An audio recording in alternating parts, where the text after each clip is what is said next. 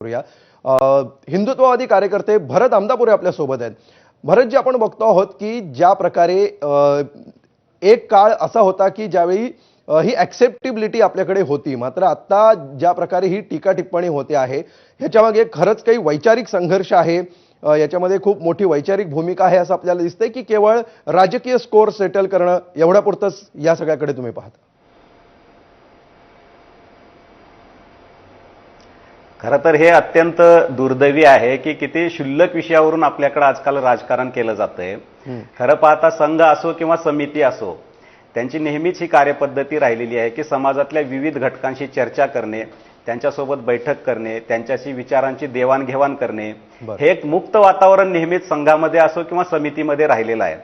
त्यामुळं ह्यांच्या सोकॉल्ड पुरोगामी जे आहेत त्यांची कार्यपद्धती काय आहे, एखाद्या संघटनेला लेबल लावायचं, त्यांना लेबल लावून त्यांना अस्पृश्य ठरवायचं, हे ह्यांचं पुरोगामित्व आहे.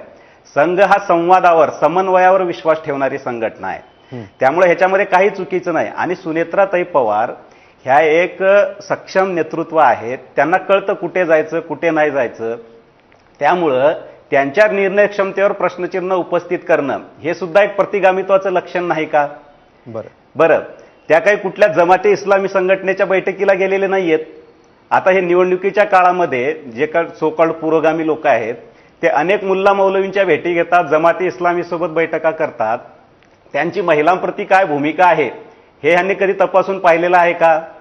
बरं, जे जितेंद्र आव्हाड टीका करतायत त्यांचं पुरोगामित्व काय आहे? दहशतवादी इशरत जहांच्या नावानं अँब्युलन्स काढणं हे त्यांचं पुरोगामित्व आहे. आणि जे युवा नेते रोहित पवार टीका करतायत त्यांचा निवडणुकीच्या काळातला एक फोटो बघितला असतील आपण. स्वतः रोहित पवार आणि त्यांचे खासदार निलेश लंके उमेदवार होते, ते मुल्ला मौलवींच्या भेटीगाठी करत फिरत होते. एक विचित्र चित्र आपल्याला दिसायला मिळालं.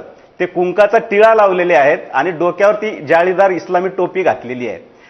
हे यांचं पुरोगामित्व आहे. ज्यांच्या भेटीगाठी हे करतात, ज्यांच्याकडे खेटे घालतात, त्यांचा विचार काय महिलांप्रती हे कधी कोणाच्या भेटीगाठी घ्यायच्या आणि त्याच्यावर कशा प्रकारे दोन्ही बाजूंनी टीका होते आहे